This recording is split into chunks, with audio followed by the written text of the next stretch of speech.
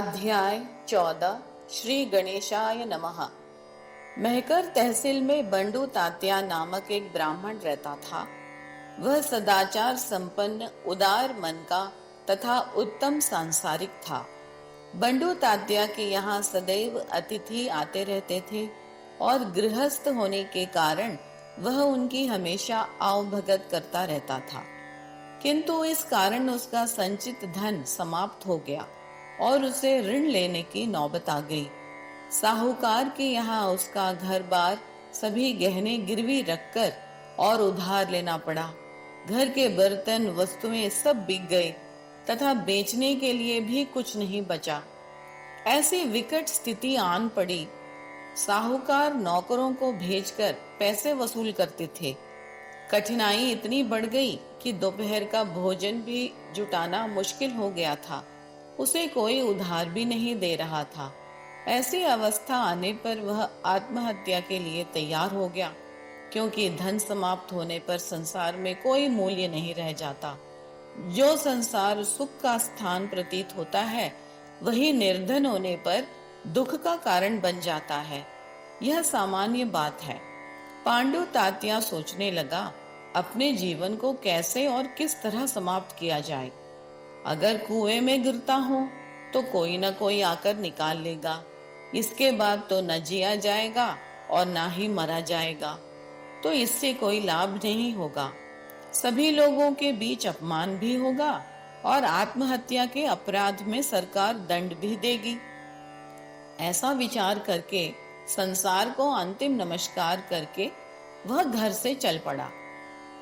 हिमालय में जाकर आत्महत्या करने पर ना तो अपकीर्ति होगी, ना आत्महत्या का दोष लगेगा। अपनी पहचान छुपाने के लिए उसने एक लंगोट पहनकर शरीर पर भभूति लगा ली। मन में विचार किया कि हे भगवान, मैं तो आप पर पूर्ण विश्वास रखता हूँ और पुराणों में मैंने सुना है कि आप तो रंक को भी राजा बना देते हैं, तो मेरे साथ ऐसा क्यों किया?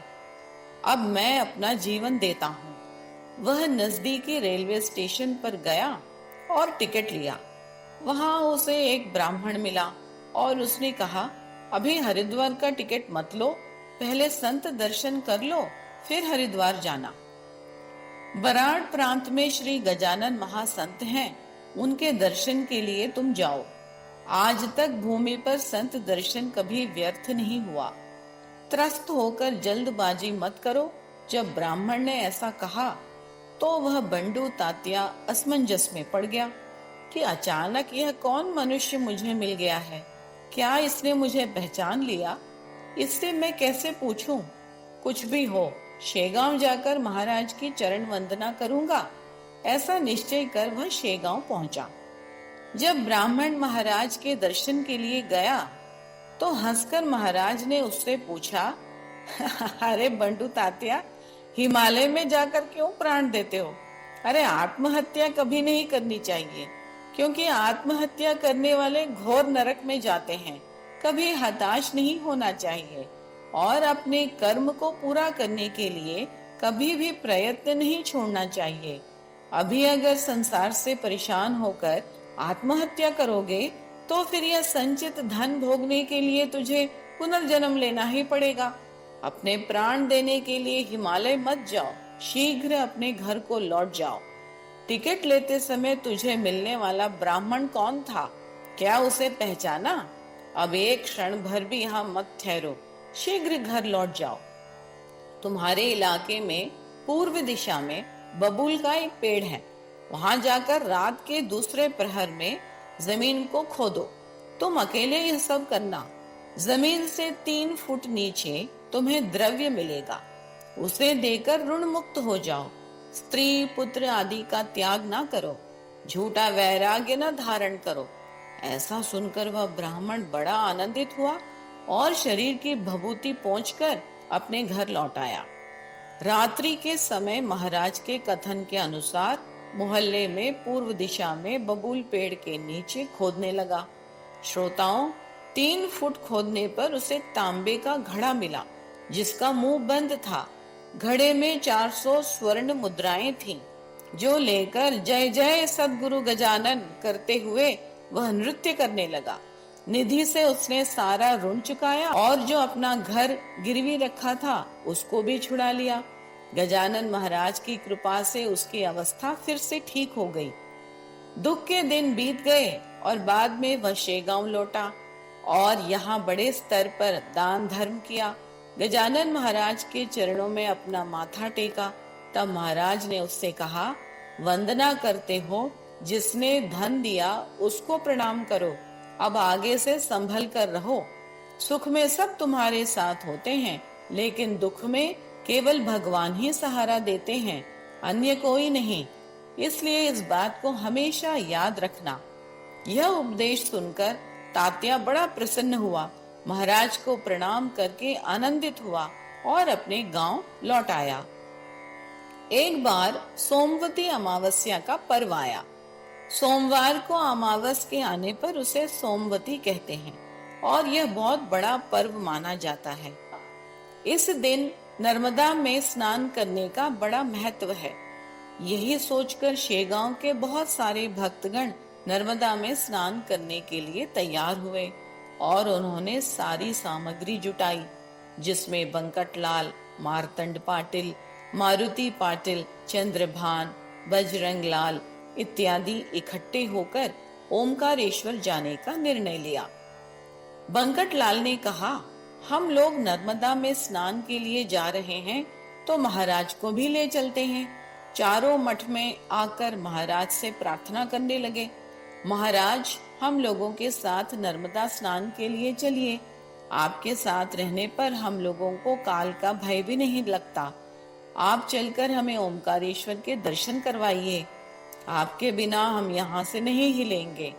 माता ही बालकों का हठ पूर्ण करती है। तब महाराज ने कहा, नर्मदा मेरे पास मठ में है, मठ में बैठकर नर्मदा स्नान करूंगा, तुम सब लोग जाओ। उसी स्थान पर जगत गुरु श्री शंकराचार्य जी ने जगत उद्धार करने के लिए अपने गुरु पूज्य पाद गोविंद जी से संन्यास दीक्षा प्राप्त की थी। तुम लोग जाकर मेरी नर्मदा से मिलो, किंतु हट करके मुझे मत ले चलो। अब मेरे लिए पर्व का कोई महत्व नहीं रहा। यह सुनकर चारों ने महाराज के चरण पकड़ लिए।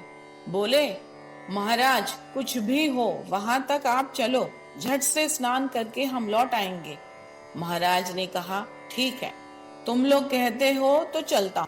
तब मारुति और चंद्रभान कहने लगे, आपके बगैर हम लोग नहीं जाएंगे। तब महाराज ने कहा, मेरे वहां आने से यदि कुछ विपरीत हुआ तो मुझे दोष न देना। फिर भी उन्होंने आग्रह करके महाराज को साथ लेकर ओमकारेश्वर गए। वहां पर पर्व के लिए स्त्री पुरुषों की अपार भीड़ जमा हो गई थी। कुछ लोग स्नान के लिए उतरे, कुछ संकल्प सुनने लगे, कुछ बिल्व पत्र लेकर दर्शन के लिए मंदिर जाने लगे, तो कुछ बर्फी, पेड़ा, मावा खाने लगे। जत्थे के जत्थे भजन में लगे हुए थे। पर्व समाप्ति तक मंदिर में बड़ी भीड़ थी। किसी को एक दूसरे की आवाज तक नहीं सुनाई दे रही थी। अत्यंत रमणीय उस ओमकारेश्वर में नर्मदा किनारे पद्मासन लगाकर महाराज बैठ गए। अभिषेक करने वालों की बड़ी भीड़ थी। चारों दर्शन करके आए और महाराज से बोले, महाराज, अब हम लोग सड़क से जाने का विचार छोड़कर जलमार्ग से ही बेड़ा घाट चलेंगे, क्योंकि बड़ी भीड़ है। बैलगाड़ियां भी रास्ते में बहुत हैं, अतः गाड़ी में जाना ठीक नहीं है। इसलिए हम लोग नौका से ही शांति पूर्वक स्थान जाएंगे। वह देखिए, नौकाएं चल रही हैं। इस पर महाराज ने कहा, मुझे कुछ मत पूछो, मैं वचनबद्ध हूँ। तुम जैसे जाओगे, मुझे जहाँ बिठाओगे वहाँ बैठूंगा।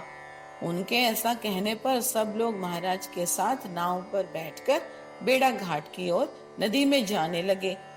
नदी में बीच में नौका एक चट्टान से टकरा गई, जिससे एक पटरी में छेद हो गया और उस छेद के जरिए नौका में पानी प्रवेश करने लगा। यह देखकर मल्लाह ने नदी में छलांग लगा दिया, किंतु महाराज निर्भयता से बैठे हुए गण गण गणांत बोते ऐसा भजन करते रहे। मारदंड, बजरंगलाल, मारुति बहुत घबरा गए। उन्होंने समर्थ से कहा, हे दयालु, हम लोग अपराधी हैं, आपका कहना नहीं माना, इसलिए नर्मदा ही हमको डुबाने के लिए काल रूप में आ गई है। गुरुदेव, भविष्य में हम लोग आपकी वाणी वेद प्रमाण मानकर चलेंगे। इस संकट से बचाकर हमें शेगांव ले जाइए। इतनी बात खत्म होते होते नौका थोड़ी दूर चली और आधी डूब गई। किनारे के लोग नौका की अवस्था देखकर कहने लगे कि यह 5 व्यक्ति अवश्य डूबकर मर जाएंगे, क्योंकि नर्मदा में बहुत गहरा पानी है। तब गजानन महाराज ने कहा, घबराओ मत, नर्मदा तुम्हारे जीवन को धक्का नहीं लगाएंगी। महाराज ने नर्मदा का स्तवन किया और वे चारों हाथ जोड़कर बैठे रहे। जब ये लोग मिलकर स्तुति कर रहे थे तो नौका के अंदर का जल निकल गया और नाव जल के ऊपर आ गई। नौका के साथ भिलनी के रूप में प्रत्यक्ष नर्मदा थी, जिसके कटी प्रदेश तक के वस्त्र गीले हो गए थे। सब ने आश्चर्य युक्त मुद्रा से उस स्त्री को देखा तथा नाव के छिद्र को देखा। उन लोगों ने उस स्त्री से पूछा, हे बाला, आप कौन हो, कहाँ से आई हो, यह बताइए। यह गीले वस्त्र उतारकर यह नए वस्त्र पहनिए। सुनकर नर्मदा ने कहा, मैं ओमकार मल्लाह की कन्या हूँ, मेरा नाम नर्मदा है। गीला वस्त्र पहनने की हमें आदत ही है। मैं सदैव गीली ही रहती हूँ, नील ही मेरा स्वरूप है। ऐसा कहकर गजानन महाराज को नमस्कार करके वह क्षण भर में अदृश्य हो गई। यह देखकर चारों लोग बड़े आनंदित हुए। इस प्रकार प्रत्यक्ष नर्मदा महाराज के दर्शन के लिए आई, जिससे महाराज के अधिकार का पता चला। बंकटलाल ने पूछा, महाराज वह स्त्री कौन थी, हमें बताइए, कुछ मत छुपाइए। तब महाराज ने कहा, तुम लोग जो पूछ रहे हो वह सब स्वयं नर्मदा ने ही स्पष्ट कर दिया है। ओमकार जो मल्लाह है वही ओमकारेश्वर हैं, और यह जल मेरा ही रूप है। यह नर्मदा ने स्वयं स्पष्ट किया है, इसमें शंका का कोई स्थान नहीं। यह अपने भक्तों को सदैव संकट में सहायता करती हैं, इसीलिए एक बार इनके नाम का उच्च स्वर से जय जयकार करो, जय जय नर्मदे अम्बे, हमारी सदैव इसी तरह रक्षा करो। यह सुनकर बंकटलाल सहित चारों ने बार बार महाराज की चरण वंदना की और शेगांव लौटकर सभी लोगों को यह कथा सुनाई। एक बार सदाशिव रंगनाथ नाम के गृहस्थ एक व्यक्ति के साथ शेगांव में महाराज के दर्शन के लिए आए। सदाशिव का उपनाम तात्या था। यह चित्रकूट के निवासी माधवनाथ के छात्रों में से थे। माधवनाथ एक सिद्ध योगी थे, जिनका बड़ा शिष्य वर्ग मालवा प्रांत में है। जिस समय सदाशिव दर्शन के लिए आए, उस समय महाराज भोजन करने बैठे थे। जब सदाशिव आया तब महाराज ने उच्च स्वर से कहा, अरे नाथ के शिष्य को लाकर मेरे सम्मुख बिठाओ। इनके गुरु माधवनाथ हाल ही में भोजन करके गए हैं। यदि यह थोड़ा पहले आते तो इनका गुरु से मठ में मिलन हो जाता। यह बाद में आए हैं, इनके गुरु चले गए, किंतु वह पान का बीड़ा लेना भूल गए। अच्छा हुआ, वह इनके शिष्य के साथ भेज देंगे। ऐसा कहकर महाराज ने सदाशिव का यथोचित सत्कार किया और अपने बंधु का पुत्र जानकर बड़े प्रेम से आलिंगन दिया और जाते समय पान का बीड़ा देकर उनसे कहा, मेरा संदेश सीधे गुरु के पास जाकर कहना, माधवनाथ से कहना कि साथ भोजन हुआ, बीड़ा तुम्हारा यहीं रह गया, तो हम आपको देने के लिए आए हैं। यह सुनकर सदाशिव 2 पान के बीड़े लेकर वापस गया। माधवनाथ से जाकर सारा वृत्तांत सुनाया और पूछा, महाराज आप उस दिन शेगांव क्यों आए थे? वह सुनकर उन्होंने उत्तर दिया कि भोजन के समय मैंने संस्मरण किया कि हमारी भेंट वहीं होगी। हम दोनों के शरीर भिन्न होने पर भी आत्मा एक ही है। इस प्रकार की भेंट हम दोनों सदैव करते रहते हैं। यह अत्यंत गूढ़ और गहन ज्ञान है। इसे अधिकार के बिना तुम लोग नहीं जान पाओगे। अच्छा हुआ कि बीड़ा श्री गांव में रह गया तो उसे तुम ले आए। सदाशिव ने दोनों बीड़े माधवनाथ को दिया। उन्होंने उसमें से थोड़ा प्रसाद रूप सदाशिव को दिया। दास गणों द्वारा रचित श्री गजानन विजय ग्रंथ निष्ठा पूर्वक भक्तगण श्रवण करें। शुभम भवतु। 14वां अध्याय समाप्त।